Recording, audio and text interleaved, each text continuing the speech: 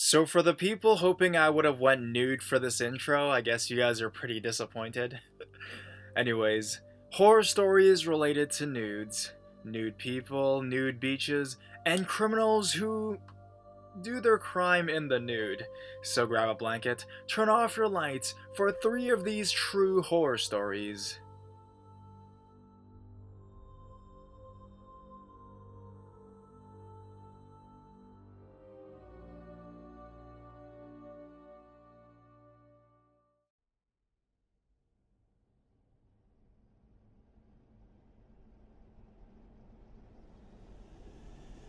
Bushwalk gone gross.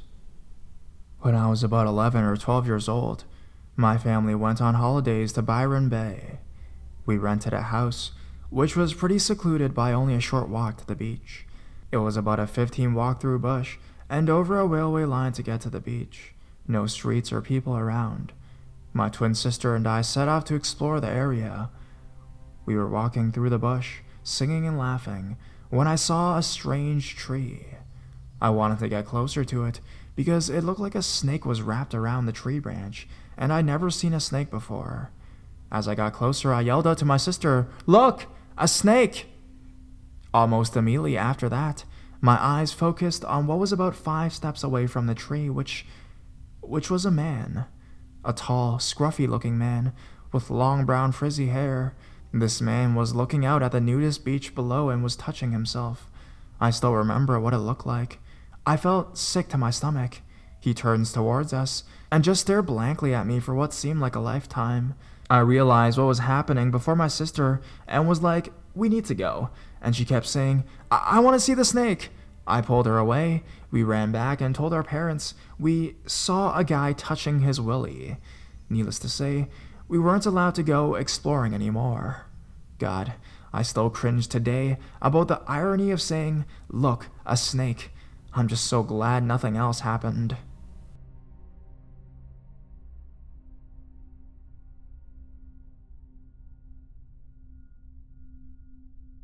The couple at the nudist beach. First time poster, long time lurker. This memory was brought up at a Sunday lunch last Sunday, so I decided to post it on here. Okay, so a bit of backstory here. I'm 19 now, but was around 4 or 5 years old at the time. My parents used to be nudists when I was small and would encourage me and my brother, 7 or 8 at the time, to accept our bodies, not to be afraid to show the skin that we were born in, or other child teaching stuff like that. They informed me that a lot of their reason for being nudists was because of a very manipulative and persuasive friend that they used to have who was into the practice. Now they are extremely embarrassed about their periods as nudists and try to hide the matter from a lot of friends and family. Well, anyway, my dad and mom both worked a pretty stable job in an online accounting firm back then. So we went on holidays quite often. I used to love going to Spain the most, so we chose to go to Spain that summer. On our 10-day trip there, before we headed off to the USA for a weekend, we enjoyed going to the beach almost every day. Of course, at this time, my parents loved nudist beach, not only for people like them, but also to get a perfect lineless tan. So we were on the beach, and my dad and brother were splashing around on the shore, while my mother and I were on some sun chairs, her sleeping, and me burying my legs in some sand. I didn't really have anything growing on me back then, so nobody paid attention to me. They did like to look at my mother occasionally, though, and when I told her we moved our chairs back to a more secluded part of the beach where there were less people, she fell asleep, and next to us were a couple, with 2 kids playing behind their chairs, which I thought were their kids. The woman looked at me as I reburied my legs into the sand and pointed at me, whispering something to the man. She stood up and hung a towel from the sun umbrella above them. He reached into a duffel bag next to him and got out some sunscreen and started to rub it on a sausage-like thing between his legs vigorously. I now know that as a dick. He was staring intently at me, and even 14 years later, I remember that odd look of determination but pleasure on his face. He passed the sunscreen to his girlfriend or wife, and she slipped some in between her legs as well. Even at that age, and my parents being nudists, I felt an instinct that it was not right for them to be staring at me and touching themselves like that. I tried to ignore them and looked away, but when I looked back, they were still staring at me.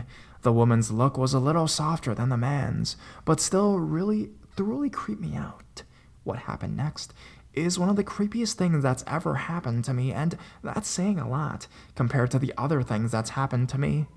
The next minute, the woman stopped touching herself and got up. She wiped her hands in area and reached for me, grabbing my arms and shushing me, trying to pull me out of the sand I was buried in. The sand was giving away quickly, and I screamed for my mother. She says I kept going, "Mommy, help! Mommy, help!" I don't remember. It was all a blur to me as my mom got up and yelled, "What are you doing?" at the woman.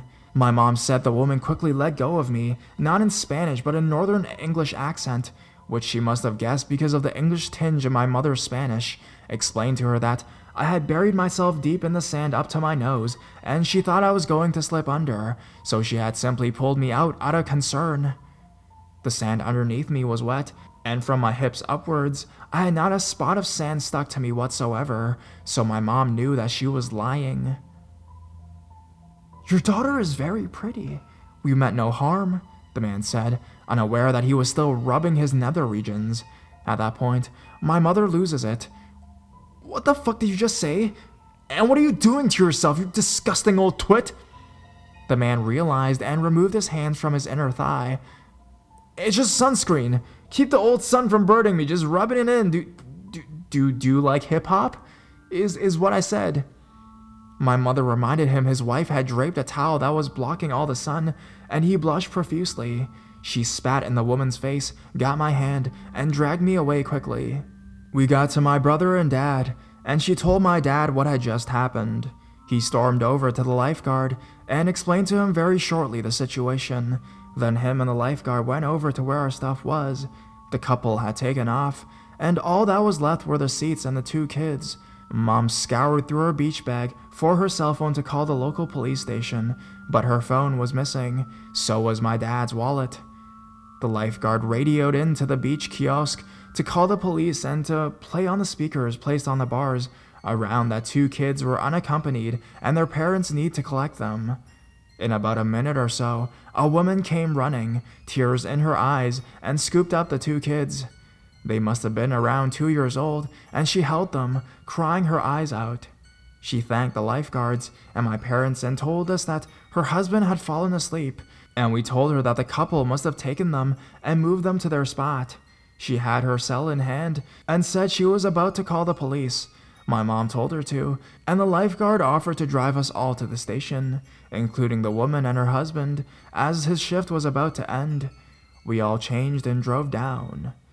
In the end, my parents and the nice couple gave their statements. 2 days later, that couple was caught in a hotel, offering kids around a pool sprites that had been apparently drugged. They admitted to being child fetishes, a more complicated word for nasty pedophiles, and were arrested for many charges like child abduction. They were found with a kid in their hotel room, attempted kidnap, child molestation, trespassing amongst others. My dad says they were deported back to somewhere near Bradford, but ran away before court was due. I don't know if they're still out there, but creepy, vile couple who hurts kids and upset my childhood. Let's never, ever meet again.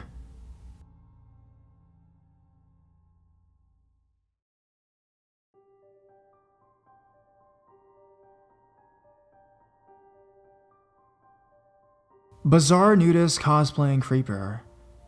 I am a native Floridian, having called South Florida home for my entire life. Living here, you come to understand that there's a different vibe you get here that is nowhere else in the country, and throughout the state you can expect to encounter a certain measure of offbeat weirdness anywhere you go. This pervasive wackiness keeps things interesting, but occasionally it can go in a very dark direction. If the gentleman that is the topic of this post is anything to go by, this eccentric Floridian attitude apparently extends even to neighborhood creepers. Considering that peeping toms are already creepy enough to begin with, this is really saying something. By day, my neighborhood looks like any other typical middle-class American suburb. By night, however, it can become the stomping ground of a truly unusual creeper.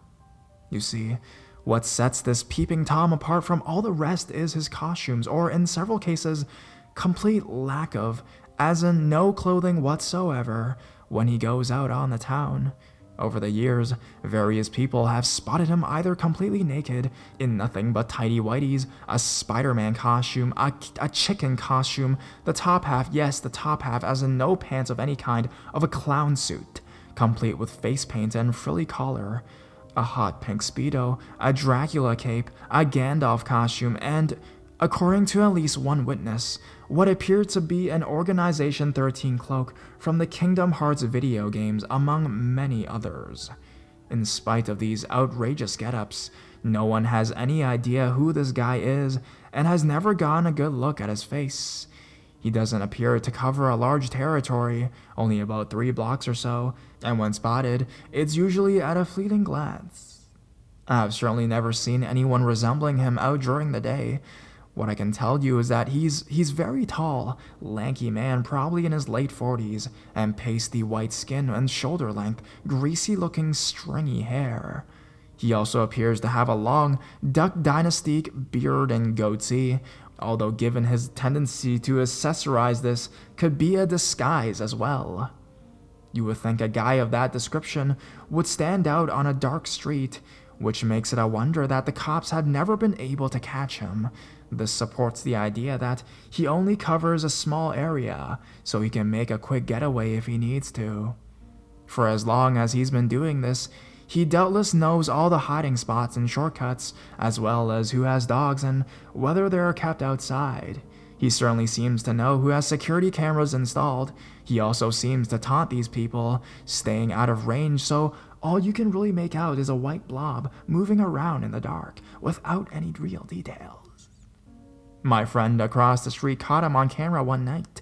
The next day, when we watched the playback, we watched as the creeper roamed around the periphery of my friend's front yard for several minutes, peeking into his family room window, dragging potted plants off the side of his house, rearranging lawn ornaments, and picking fruit off his orange tree.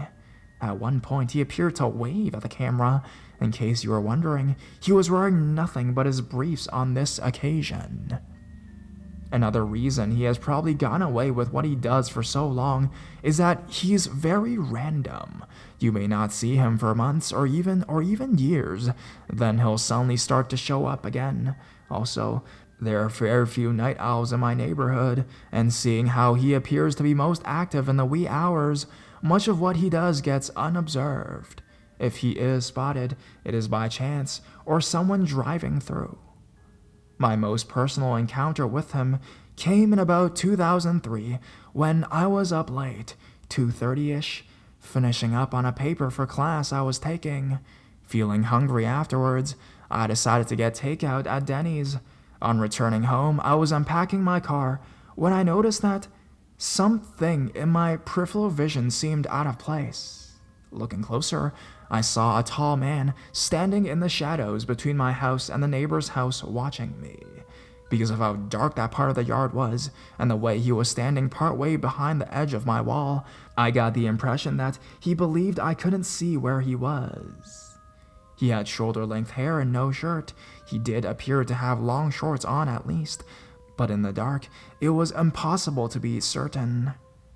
My first thought was that it was my friend from across the street, because he worked very late back then and knew I was usually up late myself.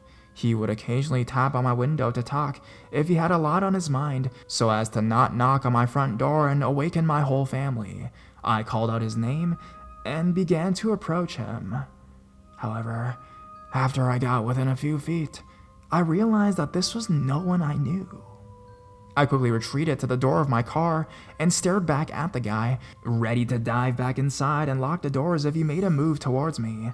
This whole time I've been walking towards him, he had stood his ground and not moved an inch.